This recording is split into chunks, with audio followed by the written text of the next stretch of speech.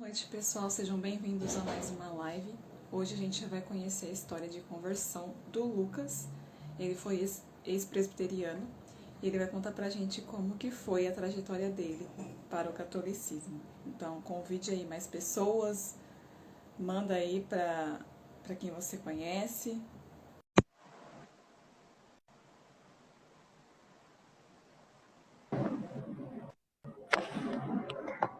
Oi, Thaisa, tudo bom? Tudo, você tá me vendo? Agora tô. Louvado seja Deus. Mandei até rezar uma missa pra dar certo agora. Não, eu convoquei um Falei pro exército de Padre oração. Gerson, olha, coloca na intenção da missa porque a coisa foi feia, viu? É, e o áudio tá bom, né? Sim, Tá bom? tá perfeito. Graças a Deus. Beleza. Então, Lucas, pode então se apresentar, fala de onde você é, o que você faz, qual é a denominação que você nasceu, a educação religiosa que você recebeu, fica à vontade.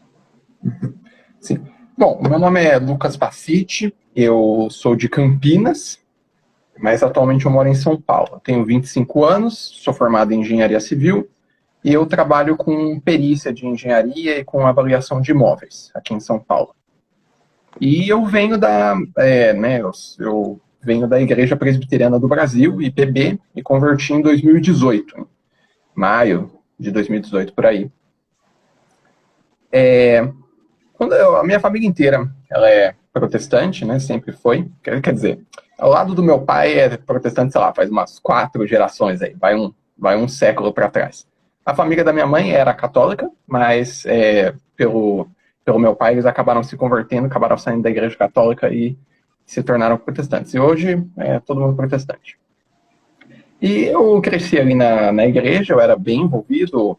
é, Meus pais sempre me ensinaram muito bem, sempre me deram uma boa educação moral, sempre me ensinaram muito sobre a importância de dar prioridade para Deus na nossa vida.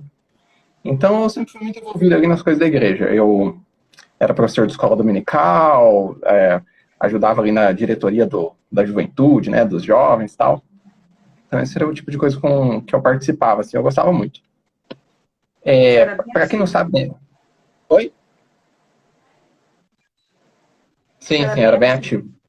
Sim, sim. E para quem não sabe, a Igreja Presbiteriana, ela é a denominação calvinista mais famosa aí, né, a maior de todas. Então eu pertencia a esse ramo aí, né, dos 5 pontos aí do calvinismo e tal. Eu diria assim que a minha jornada em direção à igreja, assim, quando eu comecei ela, eu podia datar ela de um certo dia, por exemplo. Eu podia começar a falar assim, foi hoje que eu comecei a estudar sobre a Igreja Católica.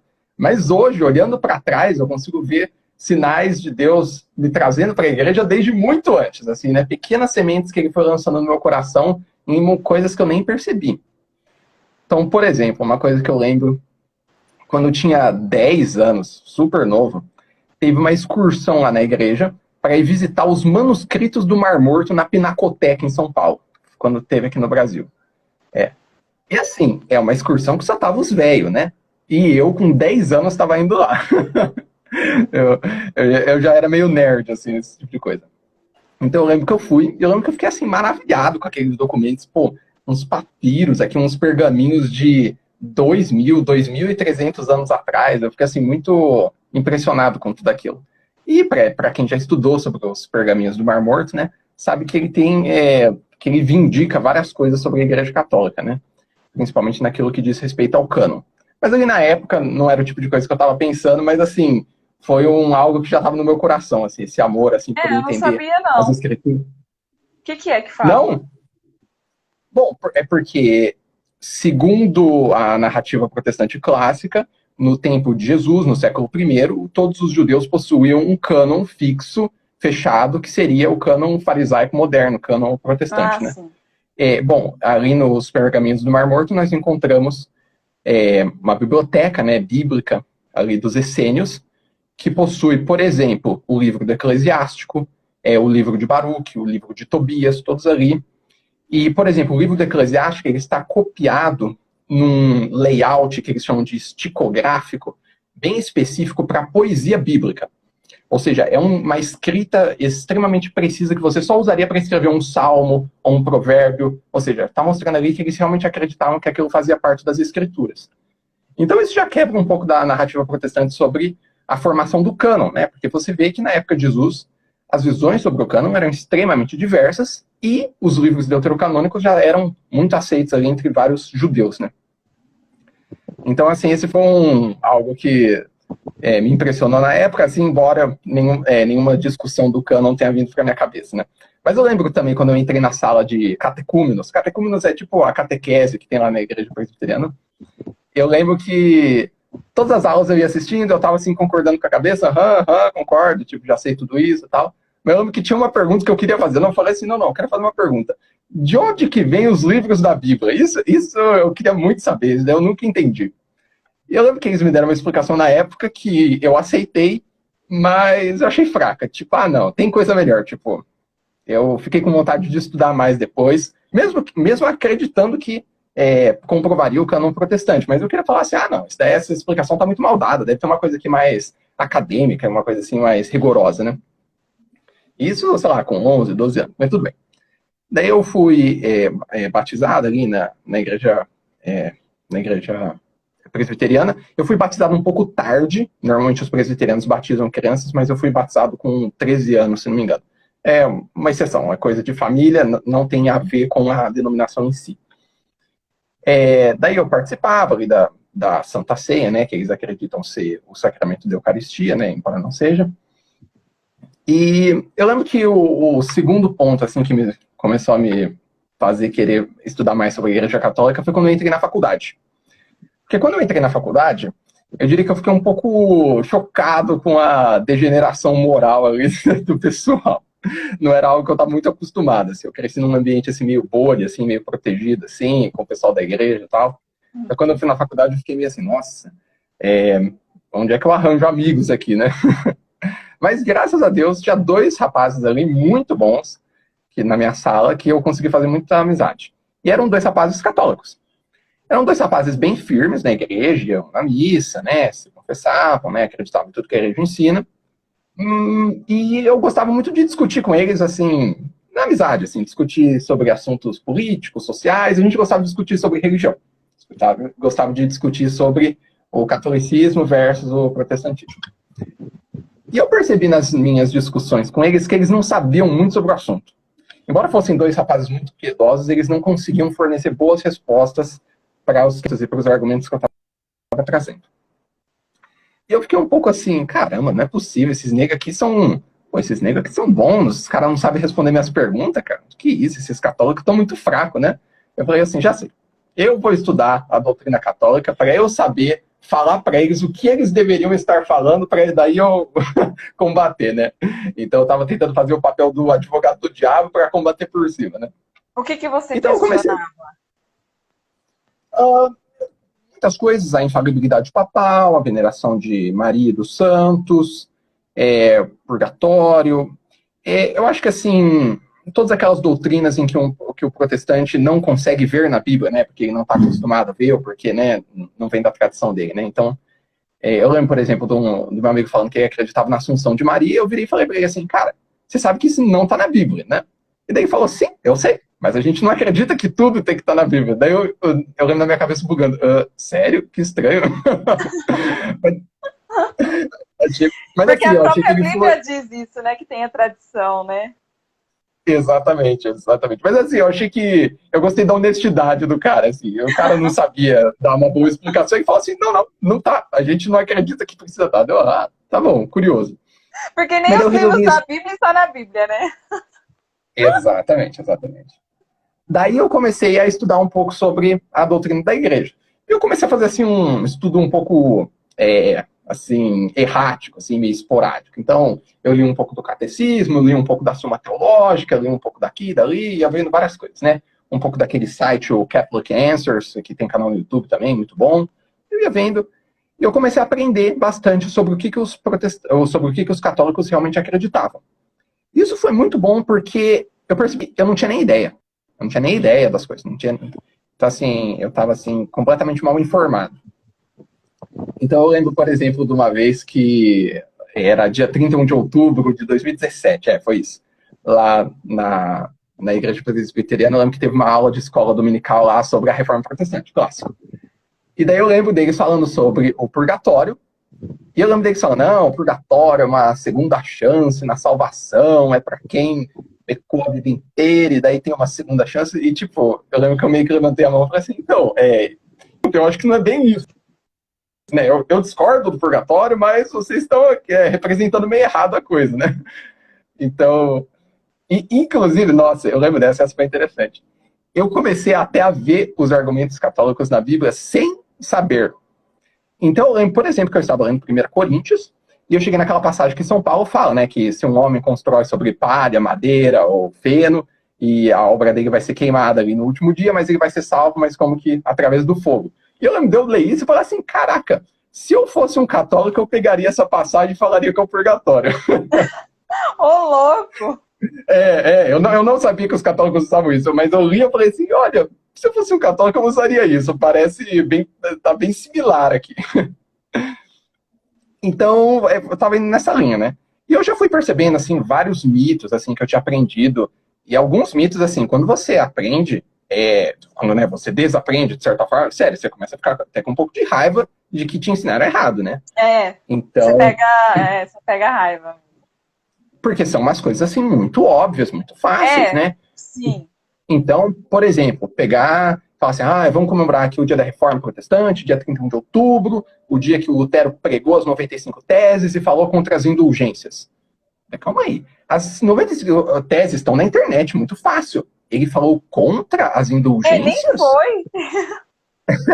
Então, ele falou contra alguns abusos ali, mas ele diz ali, aquele que fala contra as indulgências papais seja anátema. Ou seja, os protestantes estão pegando o dia em que o Lutero anatematizou todos os protestantes e estão colocando como dia da comemoração da Reforma. Então, assim, mas assim, essa é uma coisa muito fácil, tem na internet traduzido, sabe? Como é que a gente tá caindo nessa? Então, eu comecei a ficar um pouco decepcionado, assim, com a falta de rigor. Ainda, né? Fala que vendia pedaço do céu, né? Exato. É realmente bem fraco. Mas então, assim, nesse ponto eu ainda continuava protestante. Eu só estava achando que os protestantes eram meio burros, assim, tipo, talvez eu possa ser o primeiro protestante inteligente aqui, porque essa galera aqui tá muito fraca, sabe? Alguma coisa assim. Mas daí eu lembro que uma outra coisa que me chamou muita atenção foi quando eu estava lendo a Suma Teológica, e daí teve uma resposta lá do Santo Tomás, em que ele fala assim, como diz a Escritura, e daí ele citou uma passagem, estava ali, passagem de Tobias. Eu fiquei muito intrigado com aquilo, porque calma aí. Santo Tomás de Aquino viveu no século XIII. Se eu aprendi lá na minha igreja, na escola dominical, que os livros deuterocanônicos, como Tobias, foram acrescentados pela Igreja Católica no Concílio de Trento no século XVI. Como é que nós temos um santo, doutor da Igreja, 3 séculos antes, citando um livro que teoricamente só entrou na Bíblia 3 séculos depois? Então eu lembro que aquilo me intrigou muito, e eu fiquei, calma, tem alguma coisa errada aqui, não é possível, estão me ensinando tudo errado. E daí eu comecei a ver que, de fato, os católicos têm usado os livros deuterocanônicos desde muito antes. Pode falar. Mas por que você chegou na Suma Teológica? O que deu? Porque eu sabia que eu vi que o Santo Tomás de Aquino, digamos assim, era considerado o maior teólogo católico, e eu estava tentando, assim, aprender alguma coisa, ver as respostas que ele dava para várias questões ali. Então, mas assim, eu estava estudando aleatoriamente, eu abria ali e falava assim, tô com uma dúvida sobre tal assunto, vamos ver o que os católicos pensam sobre isso. Era assim. Não era nenhum estudo muito rigoroso. Entendi. E daí eu lembro que eu comecei a olhar, e eu vi que, por exemplo, a Bíblia de Gutenberg, impressa um século antes da Bíblia do Lutero, já continha os livros deuterocanônicos. Eu comecei a ficar, calma, estão me ensinando errado esse negócio aqui. Então eu falei, calma aí. Vamos fazer o seguinte, vamos organizar o pensamento. Eu comecei a ter, assim, muito bagunçada, coisa, eu falei assim, não, vamos organizar o pensamento. Eu peguei uma folha de papel, e eu falei o seguinte, olha, eu vou escrever aqui tudo que eu quero estudar sobre a Igreja Católica. Eu vou estudar cada uma dessas coisas por muito tempo, e depois que eu chegar no fim, eu posso chegar a uma conclusão sobre a Igreja Católica.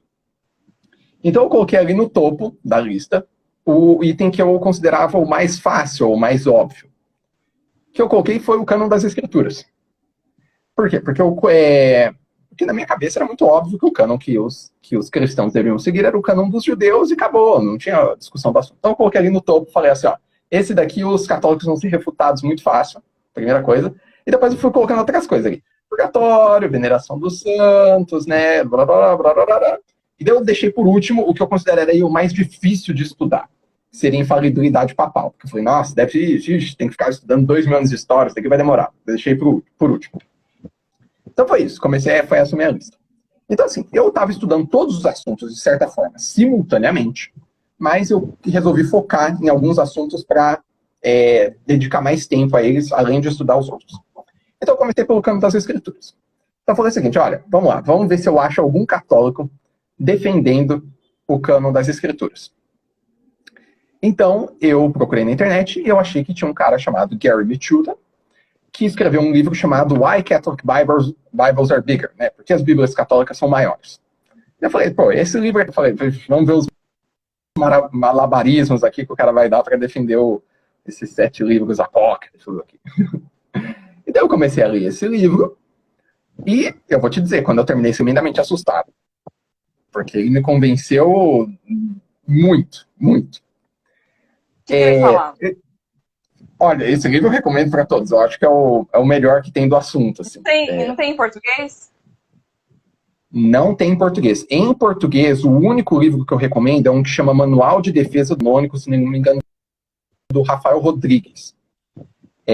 Porque ele foi um cara que eu percebi, eu li o livro em português, ele é um cara que leu muito o trabalho do Gary Michuta. Então ele trouxe isso para o português também, e argumentos novos, ainda por cima. Mas assim, sinceramente, em português é a única coisa que eu recomendo. Eu já li outras coisas do cânon que eu não gostei muito, achei um pouco amador. Mas se você ler em inglês, procura esse do Gary Michuta, ele tem vários livros no Kindle. Eu acho que eu comprei no Kindle por R$5, baratíssimo. Então, nesse livro, são muitos argumentos, né? Não vou ficar aqui trazendo todos eles.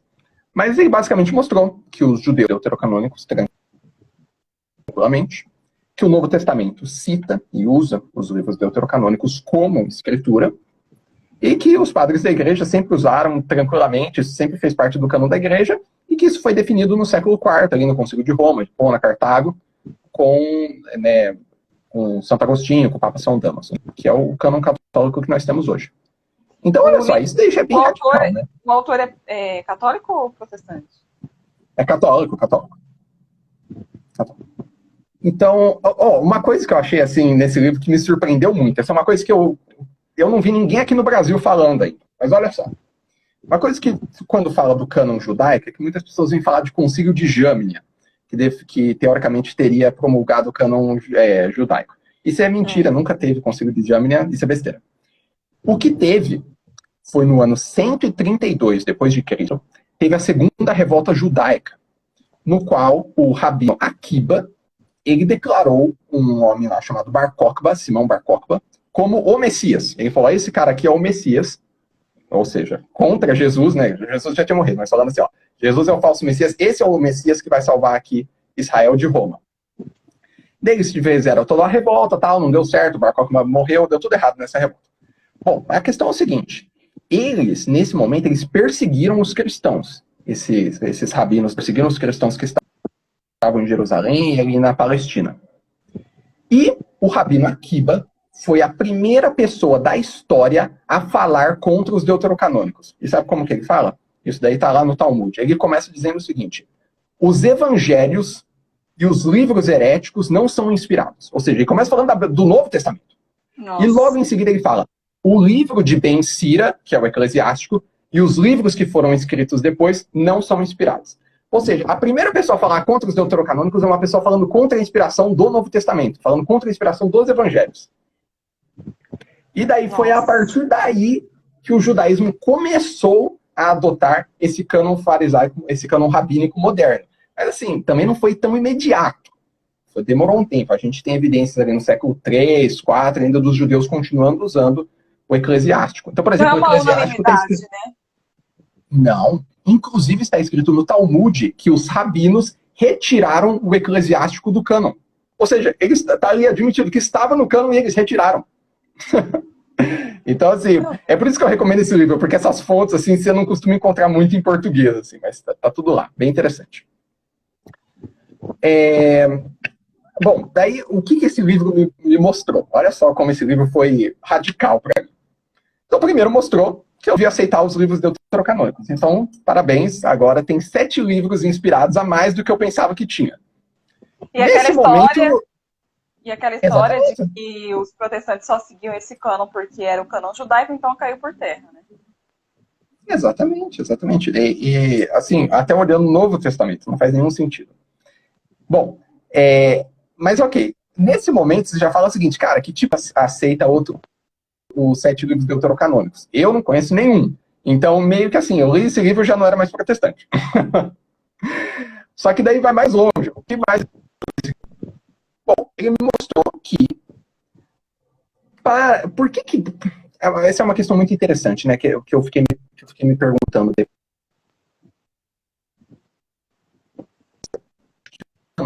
Hoje é o correto. Por que a gente pode ter essa correta? Bom, porque a igreja... Travando. Porque Tá me vendo agora? Você tá me vendo normal? Tô te vendo. Você tá me vendo? Eu tô, só que tá travando. Agora voltou, tá oscilando, mas pode continuar. Tá. Então, uma coisa que eu percebi é que Cristo deseja que a sua igreja possua o correto cânon das Escrituras, que a sua igreja possua os livros corretos, a Bíblia correta, né? Então, como que ele garante isso? Ele garante isso através da proteção do Espírito Santo na igreja. Mas o instrumento que ele usou para garantir essa proteção é um fato inegável, que foram os concílios da igreja, os concílios locais, os concílios ecumênicos e as decisões dos papas. Então, eu ali já estava pensando. Então, Deus pode muito bem ter usado esses papas, esses concílios, para ter protegido o cânon para que nós, hoje, do século XXI, tenhamos as escrituras corretas. Ok. Tá, mas por que Deus quer isso? Por que Deus quer que a gente tenha a Bíblia correta? Porque a gente não acreditar em besteira, né? Porque a gente não acreditar em heresias, né? Se a gente começasse a ter o Evangelho de Tomé aqui, a gente ia começar a pensar num monte de besteira. Então, se o Espírito Santo protege a igreja para que ela tenha o cânon correto, para que nós tenhamos as doutrinas corretas, então por que o mesmo Espírito Santo não pode proteger os mesmos concílios os cristãos sejam desviados da verdade? Então, a lógica é até que bem direta, porque a Bíblia, para que nós não queremos ir. Então, óbvio que ele também quer proteger a própria doutrina dentro da história da igreja, né? Exatamente. Então, aí eu já comecei a aceitar a autoridade dos concílios ecumênicos. Então, assim, é uma coisa... Você não começou a duvidar daquela coisa de, a partir de 1500, as coisas começaram a desandar. Não tem muito sentido. Então, eu não poderia mais crer nisso, né? E uma outra coisa interessante é que esses concílios, quando você vai ler eles estão ensinando coisas católicas, digamos assim. Então, por exemplo, o Concílio de Roma foi o primeiro concílio da história, no ano 382, a definir o cânon católico. E como é que está escrito nesse concílio? Está ali definido o cânon, esses são os livros, Gênesis, blá, blá, blá, blá, e no fim fala o seguinte: além desses livros supracitados, a Igreja Católica está fundada sobre a rocha de Pedro, do apóstolo Pedro, erro algum. E daí faz a referência à promessa que Cristo fez a Pedro, de que os portões do inferno não para a igreja. Então, perceba, ali é a igreja dizendo que ela não está só fundada nas escrituras, mas na própria sede do apóstolo Pedro. Né? Você nunca acreditou nessa questão de o termo... eu sou católico, porque agora está muita moda de reformado falar que é católico, mas não romano, né? Você nunca acreditou nisso? Olha, não, a igreja é invisível, a gente é católico, mas não romano. Sim, não, eu acreditava nisso mesmo. Eu acreditava que a Igreja Católica seria a igreja universal de todos os que acreditam em Deus, né? Mas daí eu comecei a ler os padres da igreja, e os padres da igreja, eles falam um negócio que é fantástico. Eles falam que católica não é só uma nota ou uma qualidade da igreja, uma característica da igreja, mas é o próprio nome da igreja. E daí, Santo Agostinho tem uma frase fantástica, ele escreve isso na Epístola aos Maniqueus. Não, na Epístola contra... eu acho que é a Epístola contra os Maniqueus. Ele vai falar todas as razões pelas quais ele é católico, ele vai falar, eu sou católico por causa da verdade, por causa dos milagres da igreja, por causa da história, tal. E ele fala assim, por último, o que me mantém na igreja é o próprio nome de católica. Porque, embora todos os hereges desejem ser chamados de católicos, nenhum deles jamais ousa, quando alguém chega na sua cidade e pergunta onde é a igreja católica, apontar para a sua própria capela, para a sua própria casa de oração. Isso é algo que a gente vê hoje, porque todo reformado vai querer dizer, eu sou católico, sou católico, sou católico. Aparece um funcionário da prefeitura na rua, onde é que está a igreja católica aqui? Ele vai apontar para qual igreja? Para a dele? Claro que não, né? Porque, no fundo, ele está... Para a católica mesmo. Exato. É assim mesmo que funciona. Eles sabem, esse nome, quando fala católico, automaticamente as pessoas sabem que é a igreja de Roma. É assim, né? Que tem o Papa e crê nas mesmas coisas e tal. Tanto que eles têm que fazer uma diferenciação. Não, eu sou mais não romano, né? Porque eles sabem que se você falar só católico, todo mundo vai entender que você é católico romano, né? Exatamente. E para mim isso, inclusive, é um argumento contra os ortodoxos, porque eles também colocam que eles são católicos, mas eles perderam o nome, tanto que hoje eles são obrigados a dizer que somos católicos ortodoxos católicos, né? Mesma coisa, eu diria. Bom, e daí outra coisa que esse livro me ensinou foi que eu devia começar a ler os livros deuterocanônicos. Eu falei, tem uma revelação aqui de Deus aqui que eu ainda não li. Eu já tinha lido a Bíblia várias vezes, né, quando era adolescente. Falei, vou começar a ler esses livros aqui. E daí a gente vê que os livros deuterocanônicos ensinam várias doutrinas católicas. E isso daí é um fato inegável, né? Então, por exemplo, no livro dos Macabeus tem todo o ensino sobre o purgatório, sobre a oração pelos mortos, a intercessão dos santos. E essa é a real razão pela qual os livros deuterocanônicos foram retirados da Bíblia. Porque na disputa de Leipzig... Não, foi a disputa de Leipzig? Eu acho que foi. Foi a disputa de Leipzig, em que foi o Lutero contra... Como é que chama? Johann von Eck. Eles estavam discutindo sobre várias doutrinas da igreja, e o Lutero falou, olha, eu só vou usar as Sagradas Escrituras canônicas aqui no debate. E ele estava usando tranquilamente Eclesiástico, Sabedoria, Baruch, estava tudo ali no argumento dele, do Lutero. Chegou na parte do purgatório, o Johann von Eck falou aqui, segundo Macabeus aqui, está provado o purgatório. Daí que o Lutero dá aquela recuada e fala assim, não. O Macabeus não pode entrar na discussão porque Macabeus não é canônico. Calma aí, no começo do debate agora não é mais. Ele usou Macabeus? Ai, meu Deus. Não, ele não usou, eu acho que ele não usou Macabeus, mas ele usou, por exemplo, Eclesiástico, Sabedoria, os outros livros. Mas foi a partir desse momento que ele resolveu excluir todos os livros que não faziam parte do cânon judeu. Então, na verdade, não foi nem ele, né? Foi a Sociedade Bíblica Brasileira, né? Porque ele colocou como, no final da Bíblia, né? Como uma leitura histórica, mas não inspirado, né? E depois a Sociedade Bíblica... Isso, teve todo um processo de exclusão dos livros deuterocanônicos, né? Então, primeiro, o Lutero, o Calvino, a Bíblia de Genebra, a Bíblia King James, né, a versão 1611, colocaram um apêndice entre o Antigo e o Novo Testamento, ou seja, no meio estava ali apócrifos do Antigo Testamento. E depois que começaram a colocar no fim da Bíblia, eu acho que isso foi no Sínodo de Dort, que começaram a colocar no fim da Bíblia, e depois, lá em 1820, 1830, que as sociedades bíblicas britânicas, escocesas, que eram calvinistas, né, então a contribuição aí da Igreja Presbiteriana, começaram a excluir, começaram a parar com o financiamento de qualquer Bíblia impressa com os deuterocanônicos. Então, foi isso. O interessante é que eu estava na casa da minha avó recentemente, eu estava vasculhando um pouco ali os tesouros ali que minha avó tinha, as relíquias ali do passado. E eu encontrei uma Bíblia como é que chama? Aquela Bíblia Figueiredo, que foi uma Bíblia traduzida para o português por um padre no século XIX. Não João Almeida, Figueiredo, é de um padre, isso daí, é uma Bíblia católica.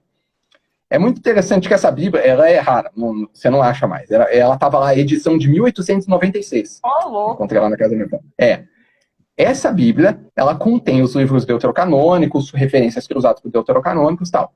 E ela, no Brasil, durante o século XIX, foi tão popular quanto a João Ferreira de Almeida. Então, os protestantes, metade estavam usando João Ferreira de Almeida, metade estavam usando essa desse padre português. Nossa. Então, eu diria que no Brasil durou até um pouco mais de tempo essa questão dos deuterocanônicos, né? A gente pode encontrar isso, né? Então, por exemplo, eu encontrei aquela lá de 1896 com os livros deuterocanônicos, uma versão católica, mas bem... Bom, minha avó era protestante, né? Tava ali no baú dela, minha bisavó, então provavelmente compraram quando eram protestantes. É bem fantástico isso. Bom, e olha só, então eu só queria deixar aqui bem claro como que uma doutrina muito simples, como o cânon das escrituras, já revolucionou toda a minha maneira de pensar ali. Então agora eu estava aceitando o purgatório, a oração pelos mortos, uma revolução. Bom, eu olhei para aquela minha lista e eu comecei a pensar. Eu falei, olha, esse negócio de ser católico é sério. Porque fora da igreja não há salvação. E o catecismo ainda fala que fala que só há uma possibilidade de salvação para aqueles com uma ignorância invencível. E eu falei, eu não tenho mais essa ignorância invencível não, porque eu tô lendo aqui, eu tô sabendo tudo. Eu falei, esse negócio é sério. Eu falei, olha, se eu ficar estudando isso daqui, que nem um acadêmico, que nem uma enciclopédia, eu vou ficar anos e anos estudando isso aqui, não vou a lugar nenhum. Eu falei o seguinte, olha, não vou perder meu tempo. Peguei um lápis, risquei tudo, falei aqui, olha, só vou estudar esse último tópico. Se esse último tópico estiver correto, eu viro católico. Que era a infalibilidade papal. Verdade. Se Cristo concedeu a Pedro um primado, né, de autoridade doutrinária e né, jurídica pela igreja, isso perpetua nos sucessores dele, então acabou o argumento, né? Não tem nem o que discutir mais. Eu falei assim, tá bom, eu vou estudar esse assunto. E vamos ver isso. Eu falei, tá bom, vamos ver quem que defende isso. Eu achei um livro do Stephen Ray, que chama... Stephen K. Ray, que chama Upon This Rock. Um livro muito bom também, eu acho que não tem tradução também. E daí eu comecei a ler esse livro, e o livro é basicamente uma análise do Novo Testamento, do papel de Pedro ali nos Evangelhos e no livro de Atos, e depois ele dá uma análise de alguns padres da igreja, mas com um enfoque maior nos padres apostólicos e antenicenos, né? E olha, eu vou te dizer, esse livro, quando eu estava lendo 1/3, eu já estava convencido. Nossa! Porque, não precisou nem chegar na parte dos padres da igreja. Quando eu vi a relação, por exemplo, entre Isaías 22 e Mateus 16, quando eu vi que Jesus rezou para que a fé de Pedro não falhasse, quando eu vi que Jesus falou para Pedro, e somente para Pedro apacentar as ovelhas, o papel que ele teve ali na igreja nascente, eu comecei a ver, calma aí. Sempre ele é o primeiro, né, dos apóstolos, né, em tudo que acontece na escritura, né? Sempre ele tá ali, né? O Pedro é o primeiro, depois... Exatamente. Olha só que interessante, eu estava pensando. Eu, como protestante, lendo alguns documentos católicos, por exemplo, da Assunção de Maria. Vem a Assunção de Maria, daí vem lá o Papa Pio XII, joga uns versículos bíblicos e fala que, isso daqui prova a Assunção. E eu lembro como protestante, ficava, eita, coisa esquisita, sei lá, não sei, né? Tipo, pega aqui um Cântico dos Cânticos e fala que isso daqui é uma imagem da Assunção, meio esquisito, né? Mas calma aí. Pedro, ali em Atos 1, ele fala assim, olha, Judas morreu aqui, deixa eu citar um salmo, ele cita um salmo, fala assim, olha, ele morreu, que outro tome o lugar dele, então nós vamos eleger um novo apóstolo. Olha, eu como protestante, se eu tivesse ali naquela reuniãozinha com os apóstolos, eu ia falar, que é isso, Pedro, tá doido? Você citou um salmo aleatório aí para justificar eleger um novo apóstolo, meio nada a ver, né? Então, é isso que é muito interessante de entender, que a correta leitura das Sagradas Escrituras depende de nós termos as lentes da fé correta. Se você não tem a fé correta, você não interpreta as Escrituras do modo correto. E isso daí vem lá dos padres da igreja, né? Tertuliano, Santo Irineu falam que os hereges não têm o direito de usar a Bíblia, só os hereges não têm o direito nem de ler a Bíblia. Por quê? Porque quando eles leem, eles sempre vão ler e vão levar isso para o caminho errado, né? Eu sei, uma vez eu escutei uma analogia que dá para entender bem isso daí. É como se a gente tivesse um álbum de fotografia da nossa família E a gente que vive naquela família que sabe as histórias, porque foi passado de geração em geração. É como se fosse uma pessoa de fora, pega esse álbum da gente e leva para fora para estudar aquilo, aquelas imagens, né, com tecnologia e não sei o que tem, mas eles não receberam a tradição, né? Eles não viram aquelas lembranças, aquelas experiências, não foi passado de geração em geração. Então eles não vão saber. É por isso que o protestante está sempre fadado a fazer o papel de arqueólogo. Ele está sempre olhando as escrituras como um documento antigo de 2000 anos atrás, em que ele tem que decifrar todo aquele negócio. E daí eles escrevem milhares de... aquela método histórico, não nada contra, né? Mas aí eles têm que usar outros recursos, né? Que eles não têm a tradição. Exato. E daí fica escrevendo milhares de teologias sistemáticas para conseguir concatenar todos os ensinamentos da Bíblia. E o cara, ele nunca tem confiança de nada do que ele acredita, né? Se ele pega qualquer passagem aí que ele tem uma certa interpretação dele, qual que é a confiança que ele tem que aquilo está correto? A maioria não tem. Ele vai falar, não, eu acho que está certo, eu acho que está correto. E daí se vem ainda com essa questão do cânon, acho que quem falou isso foi o John MacArthur, que eu achei ridículo, né? É patético, né? Ele fala que o cânon é uma... Como é que fala? É uma lista falível de livros infalíveis, né? Então, né? Porque ele acha que a igreja publicou aquilo de uma maneira falível, mas os livros são infalíveis, né? Pô, se isso é verdade, então toda vez que um protestante cita as escrituras, ele teria que colocar no final eu acho. Ele teria que colocar Deus disse, blá, blá, blá, eu acho, porque não dá para ter certeza, né? Então, eu acho que esse é realmente um grande problema. Depois que eu me converti, que eu comecei a estudar sobre o método de exegese católico, olha, para mim, as escrituras, na verdade, agora se abriram cada vez mais. Eu entendo as coisas com uma profundidade, com uma riqueza que eu não conseguia ver antes. Tá entendendo? Então, é por isso que é muito comum você ver nos meios protestantes um enfoque em certas passagens ou em certos livros. Eles não conseguem analisar a Bíblia de maneira canônica. Não conseguem analisar a Bíblia de uma maneira inteira, contando uma história só. Isso, exatamente. E cada grupo, né, religioso, eles enfocam num texto, né? Assim, os calvinistas naqueles que falam da eleição. Os arminianos naqueles que focam mais no livre-arbítrio. O outro que foca mais na graça, o outro que foca mais nas obras, o outro que foca mais não sei o quê. E aí eles fazem recortes, né? Não tem um todo, né? E o todo só encontra na igreja, né? Porque é ela que vai equilibrar tudo isso, né? Não é só uma coisa excluindo a outra, ou dando primazia para uma coisa e excluindo a outra. Porque você pode ver que, geralmente, eles excluem muito todas as passagens que dão fundamento para todas as nossas doutrinas, para todos os nossos dogmas, né? Por exemplo, que fundou a igreja, tipo, eles não vê nada, eles não vê lá que Cristo fala para Pedro, eles distorcem aquele sentido. E nem quando dá as chaves para Pedro, quando manda os apóstolos perdoarem os pecados no nome dele, quando fala que as portas do inferno não vai prevalecer contra a igreja. Tipo, tudo que fala da igreja, não. Eles ignoram. Várias coisas, né? Exatamente. E uma coisa muito interessante que eu tenho percebido é como que a ordem da teologia está toda invertida dentro do meio protestante. Porque se você olha a história da igreja, os padres da igreja, quais são as primeiras discussões teológicas? É a Trindade, sempre. A gente precisa ter um correto entendimento da Trindade, para daí ter um correto entendimento da cristologia, para ter um correto entendimento da pneumatologia, para só daí começar a discutir outras coisas. Mas os protestantes, eles sempre começam com a soteriologia. Eles sempre vão começar com, como que eu sou salvo? Como que eu sou salvo? Essa é a questão. Olha, porque eles já pegaram tudo pronto. Querendo ou não, eles pegaram já tudo pronto. Todos esses dogmas que a igreja ali se debruçou em concílios para definir cânon bíblico, Santíssima Trindade, as duas naturezas de Cristo, já estava tudo pronto. Aí agora eles têm que ficar discutindo, agora eles pegam para discutir a perfumaria, digamos assim, né?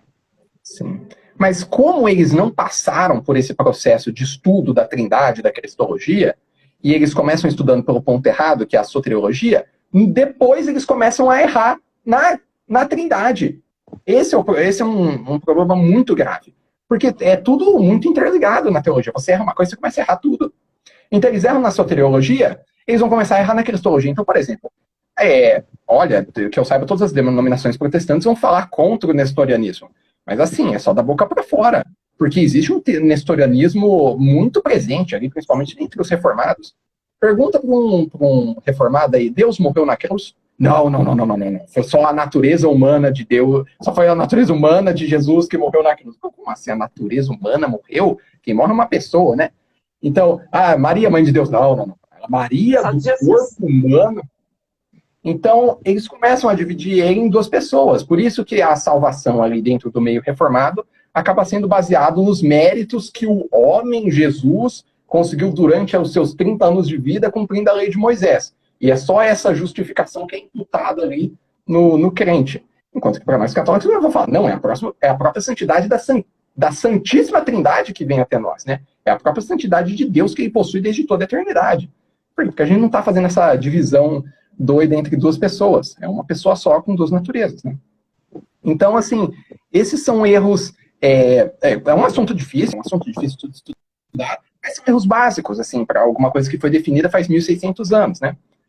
Então, quando você fica todo preocupado, assim, como é que eu sou salvo, não sei o quê, fica nesses debates infinitos e perde todo... né? Na igreja primitiva tinha discussão sobre como é que você é salvo? Não, cara, todo mundo falava, vai ser batizado, seja santo, se você pecar, confesse, acabou. Não tinha muita discussão sobre o assunto, né? Exatamente. Ô, Lucas, e na sua vida espiritual, como que foi a mudança? Você sentiu mudança na sua vida de oração, na sua busca de santidade, no relacionamento com Deus? Como que foi o antes e o depois? Uhum. Olha, eu não quero dizer que os protestantes não têm vida de oração, porque é claro que eles têm, eu não quero dizer isso. Mas as tecnologias e os recursos espirituais que a igreja nos fornece para a nossa vida espiritual são muito superiores. Então, assim, a comparação que eu faço olha, nós estamos em guerra. Isso aqui é a guerra contra os poderes do inimigo, né? A guerra não é de carne e sangue aqui, é contra os principados e potestades. O protestante está indo lá com um pedaço de madeira. Tá bom, né? Dá até para tentar lutar aí, mas a gente tá com as bazucas, a gente tá com os tanques aqui, a gente tá com, né? A gente tem toda a intercessão dos santos que, né, estão rezando por nós. Nós temos toda uma tradição espiritual de 2.000 anos que digamos assim, é unificada nas suas bases, mas é diversa, ela acomoda os vários carismas, as várias personalidades, né? Nós temos a ajuda de confessores, nós temos a ajuda de diretores espirituais, homens que se dedicam assim, a vida inteira para isso, né? Homens que se retiraram do mundo para isso, né? Então, olha, mudou muito. Eu vou te dizer que eu não tinha ideia do que era rezar antes de começar a ser católico. Rezava, mas, olha, até difícil explicar qual que é a diferença, porque é muito. Eu sei. É um negócio que você fala assim, meu Deus, eu achava que eu tinha uma vida, né, de oração, vida espiritual, e não, assim, Exatamente. era bem... E Exatamente. a questão da santidade para você? Como que era a busca da santidade? Como que você entendia o que mudou agora? Olha, para mim, eu não pensava em busca da santidade, não era uma coisa assim que estava muito na minha cabeça, sabe? Assim, eu sempre fui uma pessoa, assim, quando eu era mais jovem, assim, eu sempre fui alguém assim meio certinho, né, entre aspas. Assim, eu era o cara que ia na igreja ali sempre, né, tentava ali não fazer nenhuma besteira, tal. Então eu tinha essa preocupação com fazer as coisas certas. E isso meus pais me ensinaram muito bem, eu tive uma educação moral excelente, né? Mas quando você se torna católico, você percebe que a santidade não é só não fazer as coisas erradas, não é só evitar o mal, não é só, né, deixar os vícios e os pecados grandes. É só você realmente desenvolver. Exato. Isso daí você está falando dos 10 mandamentos. Isso daí você está 4.000 anos atrasado aí. Entende? Então, a santidade é o desenvolvimento das virtudes, né? É crescer num relacionamento com Deus. E esse relacionamento, ele se desenvolve de uma maneira muito viva, em tudo. Não é na oração que você faz quando você acorda e quando você vai dormir. É em tudo, é no teu trabalho, digamos assim, nas suas conversas com seus amigos, é tudo. Então, assim, eu não diria que se tornar católico vai fazer você virar um santo automático. Não vai, você vai ter que lutar. Mas a igreja, ela te fornece muitas armas, muitos recursos para você conseguir isso. E são recursos, eu diria que tornam a vida, como eu posso dizer assim, trazem felicidade para o homem, de verdade, aqui na Terra, né? Claro, né? A gente sabe que acontecem muitas dificuldades, mas, pô, saber que você pecou, você se arrependeu, agora você pode ir lá se confessar e receber o perdão dos pecados ali do sacerdote, pô, isso daí traz uma alegria imensa pro coração, né? É algo Ah, que, com nossa, é algo que eu não abandonaria a igreja por nada por causa disso, porque, gente, sério, eu adoro me confessar, eu acho muito, muito bonito ver É, a misericórdia dos padres. Os padres, eles ouvem o que você está falando, eles não julgam, eles guardam aquilo, se eles falarem, eles estão excomungados. É uma coisa, assim, muito bonita. Uma coisa que eu queria falar, não sei se eu estou voltando aqui no assunto, mas quando eu me converti, pediram para eu ir conversar com um pastor italiano. Esse eu falaram assim, vai conversar com ele que ele vai te converter de volta, né? Porque ele vai te convencer a não virar católica, né? E eu fui conversar com ele. Olha, um homem muito inteligente, um homem muito sábio, eu gostei dele. Mas assim, olha, eu saí daquela conversa mais convencido do que nunca. Porque olha só, né? É verdade, porque ele era um homem muito sincero, ele falava a verdade, esse era o problema dele. Então, então por exemplo, eu perguntei para ele, olha, eu vejo muitos reformados falando que a doutrina reformada vem de Santo Agostinho. Assim, o senhor que leu aí os padres da igreja, o que o senhor acha disso? Dele, então, olha, eu vou te dizer que é um grande exagero. Que, na verdade, a gente tem que garimpar muito a doutrina de Santo Agostinho para chegar numa coisa parecida com a doutrina reformada. Nossa, caramba. E eu perguntei para ele, né, qual foi a maior dificuldade dele em deixar de ser católico. E esse homem, ele foi secretário do Papa São João Paulo II. Você até encontra fotos dele celebrando missa com o Papa e tal. Eu perguntei qual foi a maior dificuldade. Ele falou, olha, foi duas. A primeira foi a piedade eucarística. Ele falou que durante a vida toda dele, ele desenvolveu muito esse grande amor pela Eucaristia e que isso foi algo muito difícil de abandonar, de tirar do coração dele. Ele falou isso. E ele falou assim para São João Paulo II. nossa. Porque eu nunca conheci nenhum homem que chegue aos pés daquele homem. Ele falou isso. Então, De quem? do Papa São João Paulo II. Eu nunca conheci nenhum homem que chegue aos pés dele. Nossa. Então, assim, eu falei, caramba, então por que eu vou virar protestante, né? O cara ainda falando essas coisas pra mim, né? Muitas pessoas gostam do São João Paulo II. Sim, Ele muitas. é uma personalidade assim que abrange vários. Sim, Ele era. mas olha só. Sim, Pode mas falar. olha só. Esse pastor, ele falou pra mim, não, a igreja católica é idólatra, tal, idolatra Maria, tal, não sei o quê. Mas calma aí.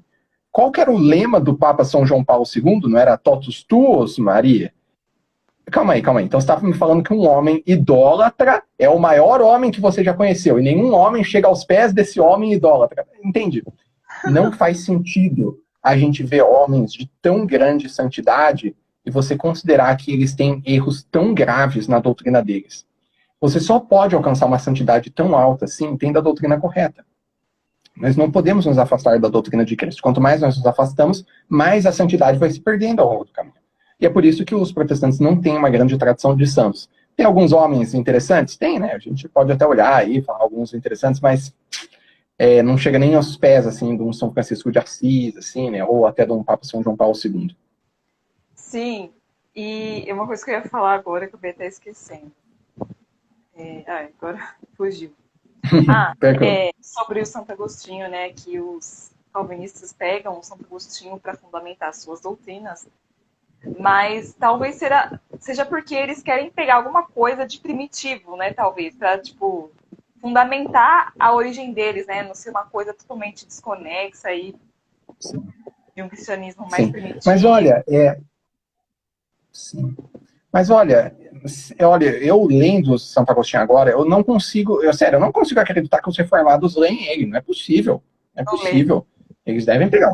Não é possível, porque olha o seguinte, eu tô tentando lembrar qual foi o livro que foi isso. Eu acho que é o livro A Lei e as Obras, alguma coisa assim. Em que ele fala que, ele comenta, né, as passagens de São Paulo e de São Tiago sobre a justificação pela fé e pelas obras. E ele fala uma coisa muito interessante. Ele fala que quando São Pedro diz que alguns homens, que as palavras de São Paulo são difíceis de entender, que alguns homens deturpam ela para a sua própria condenação, segundo Santo Agostinho, ele estava se referindo às passagens que São Paulo fala da justificação pela fé. Que alguns homens estavam usando ela para falar que não precisavam fazer obras e não precisavam seguir os mandamentos de Deus. Gente. E daí ele fala que São Tiago, quando ele fala que nós não, que vemos que Abraão não foi salvo somente pela fé, mas pelas obras, ele está justamente tentando, digamos assim, corrigir as pessoas que estão interpretando São Paulo errado. Então, assim, cara, como é que você lê um negócio desses e vai falar que Santo Agostinho tem alguma coisa de reformado? Sinceramente, não tem como. Não, e quando o Santo Agostinho pega e fala que ele só crê na autoridade da Escritura por causa da autoridade da Igreja? E aquela Exatamente. frase, Roma falou, o assunto está encerrado, né? Tipo, se Roma falou, acabou o assunto. Exatamente. Olha, a história do combate das heresias, do arianismo, pelagianismo, nestorianismo, teve grandes homens por trás desse, como Santo Agostinho, né, São Cirilo de Alexandria, teve. Mas o papel do Papa foi fundamental. Daí você pode estudar tranquilamente, você vê que esses homens eles elaboravam a teologia, mas a decisão de autoridade que fazia com que aquela heresia fosse realmente condenada vinha do Papa. Os papas foram fundamentais assim nisso. E uma outra coisa do Santo Agostinho que eu lembrei aqui, que eu achei muito engraçado uma vez que eu li, foi que os protestantes adoram falar, né, que a Imaculada Conceição de Maria é uma doutrina meio pelagiana, porque tá falando que ela, pelas forças dela, conseguiu sair do pecado original, que não tem nada a ver. Mas é meio engraçado que o Santo Agostinho tem um livro lá que ele escreveu contra o Pelágio, que é a Lei e a Graça. Não. Como é que é? Eu acho que é a Lei e a Graça. Acho que esse é o livro. E nesse livro, justamente ele fala que o Pelágio estava falando, olha, se todos os homens nasceram com o pecado original, então você está falando que até a mãe de Jesus nasceu? E daí a resposta do Santo Agostinho surpreende muito, porque ele diz o seguinte, não. Olha, nós devemos excetuar a Santa Virgem Maria da lei do pecado, né? Ele fala assim, olha, todos os homens, não importa quantos santos viveram aqui, eles têm que dizer, eu já pequei, eu tenho pecado, mas a Virgem Maria está fora dessa. Ele fala mesmo. Então assim... mas eles pegam e usam outros padres que discordavam, que criam que ela nasceu, só que eles não entendem o consenso unânime dos padres, como que funciona também a epistemologia católica, né, e tudo mais. Exatamente. Sempre pegam os pontos fora, né? Mas exatamente. A igreja não... Uhum. Olha, se eu puder dar uma recomendação aqui para o pessoal que está assistindo a live, quem quiser entender mais sobre Sagradas Escrituras, eu recomendo muito o trabalho do padre Christian Capes. Ele tem feito um trabalho muito bom, principalmente no campo da Mariologia e da Eucaristia. Ele tem, assim, descoberto coisas, assim, fantásticas, assim, que eu recomendei que todos procurem. Eu acho que é um material que está precisando de uma tradução urgente para o português. Boa. E você dá alguma outra dica aí para quem está na transição, estudando, com dúvidas? O que você diria para essa pessoa? Olha, eu diria que procura uma ajuda, né? Eu estudei sozinho. Eu fiz o caminho das pedras, o caminho sozinho. Mas olha, não tem por que não pedir uma ajuda, procurar um amigo que saiba sobre o assunto, né? Procura alguém que saiba, né? Às vezes não é tão fácil. Mas hoje nós estamos na internet, ó. Tem aqui, ó, o arroba tá aqui. Quer falar comigo, pode falar, que eu respondo com todo prazer. Ô, Lucas, então... Uhum. E como que foi contar para sua família romper também com a sua denominação e tudo? Então, olha, eu acho que essa foi a coisa mais difícil que eu já fiz na vida. Foi bem difícil. Eu sou uma pessoa, assim, muito avessa a confronto, assim, faz parte da minha personalidade, assim, um pouco de covardia aí que eu tô tentando combater. Eu sou totalmente diplomático. Então, assim, esse é o tipo de coisa que você não quer contar. Você fala assim, deixa quieto, não fala nada. Mas eu falei, tá, vou contar. Olha, não foi suave ali no primeiro ano, eu diria. Hoje tá tranquilo. Hoje meus pais aceitam pacificamente, claro, né? Eles são totalmente contra ainda, mas há uma relação muito pacífica e ótima, uma relação ótima. Mas, e daí eu tive que me desligar da igreja, conversar com os pastores. Olha, eu diria que a maioria ali me tratou com muito respeito ali. Alguns ali, no primeiro momento, quando eu contei, ficaram um pouco assim assustados, assim, né? Talvez foram um pouco ríspidos, assim, de primeira, mas depois todos eles foram muito educados, assim. O pessoal da minha igreja era um pessoal muito bom. Mas, assim, foi uma situação que foi muito difícil para mim, sabe? Perdeu a chegar lá, amizade? pastor. Perdi algumas por simples falta de contato, porque eu era uma pessoa que estava ali na igreja presbiteriana o tempo inteiro vendo todo mundo. Eu ficava ali na sexta, sábado, domingo, né? Então, assim, você começa a não ir, você começa a perder a amizade por falta de contato mesmo. Algumas bem poucas por uma oposição mais ativa, mas eu diria que a maioria foi por falta de contato. E assim, quando eu virei católico, eu fiquei um pouco assustado. Falei, cara, perdi todos os meus amigos, né? O que eu vou fazer, né? Eu sou péssimo em fazer amigos. Mas eu cheguei para os meus amigos católicos, aqueles dois lá da faculdade, e falei o seguinte, olha, cara, se me converti, o que eu faço? Daí eles falaram assim, Lucas, você tem que ir lá no centro do Opus Dei, lá em Campinas, né? Você vai lá, os caras vão te ajudar. Eu descobri que o padre lá da época era ex-presbiteriano também. Quando eu bati na porta ali, já fui atendido pelo Henrique Elfo, não sei quem conhece ele, né, um numerário. Ele já marcou umas catequeses comigo e tal. Então, daí eles me ajudaram muito. Conseguiram para mim um batismo sob condição, né? A primeira comunhão. Por que você quis fazer? Oi? Você quis fazer o batismo sob condição? É porque o meu batismo ele usou uma fórmula duvidosa. E esse é um assunto que eu acho que precisa ser mais falado no meio católico. Esse assunto, para mim, é muito preocupante. Eu vejo muitos teólogos católicos falando que assim, né, a igreja aceita o batismo feito trinitariamente, né, com água, tal, não sei o quê, e que, portanto, a gente deve aceitar os batismos protestantes, né, tranquilamente. Olha, toma muito cuidado com isso. Eu tomaria muito cuidado. Porque eu tô vendo fórmulas erradas sendo usadas o tempo inteiro. E comigo foi errado. Okay? E eu tô vendo a igreja presbiteriana. Por quê? Porque esse negócio de batizado, segundo a fórmula correta, é mais questão de costume do que de lei. Que eu saiba, não existe nenhuma lei da igreja presbiteriana do Brasil que fala que você tem que batizar, eu te batizo em nome do Pai, do Filho e do Espírito Santo, entende? E olha, eu acho que eu tenho uns 3 amigos presbiterianos que se converteram recentemente, todos tiveram que batizar sob condição, porque a fórmula não estava correta. Nossa. Então, então eu acho também, a intenção também geralmente não é a mesma, né? Que a da igreja. Na verdade, eu diria que sim, porque pelo que eu já li, quando a igreja fala que tem que ter a intenção da igreja, é basicamente a intenção de batizar. Não precisa ter a intenção de perdoar os pecados, não precisa ter a intenção de tornar um filho de Deus. É só assim, eu tenho a intenção de jogar uma água. Tipo assim, não foi algo sem querer, entendeu? Não foi algo, uma piada, foi algo assim, sério. Porque se fosse da intenção da igreja, então acho que a maioria não ia nem valer mesmo. Exato. Não, mas é só ter a intenção de batizar, é só isso, é só não ser sem querer. Mas assim, eu acho que esse é um negócio que todo mundo devia olhar. Graças a Deus eu tinha um vídeo do meu batismo, eu consegui garimpar ele, mostrei pro padre, o padre falou, olha, Lucas, eu acho melhor a gente fazer sob condição aqui. Ainda bem que eu tinha um vídeo. Nossa, que sorte, hein? Sim, providência de Deus, ainda bem. E agora, Lucas, você tá na paróquia Nossa Senhora do Brasil, né? O que você faz lá? Sim. Eu comecei a frequentar a paróquia Nossa Senhora do Brasil no começo de 2020, em Campinas. Eu tinha uns amigos que eram aqui de São Paulo, eles me convidavam bastante. Eu comecei a vir no fim de semana só para participar das programações dos jovens e voltar para Campinas. Depois eu acabei me mudando para cá, né? Então, atualmente, o nosso grupo é bem grande. Então, por exemplo, a última programação que nós fizemos teve 135 jovens, se não me engano. Veio o professor Rafael Nogueira, né, que era o presidente da Biblioteca Nacional. Veio o Rasta. E nós somos divididos Augusto, lá em várias coordenações. O Pedro Augusto também. Pedro Augusto também, na semana anterior, sim. E lá a gente divide em várias coordenações com várias áreas para ser mais organizado ali, né? Então tem toda a parte de ações sociais, a parte de cineclube, clube de leitura, a parte de palestras, minicursos, eventos. Cinema, tudo. Né? Tem tudo.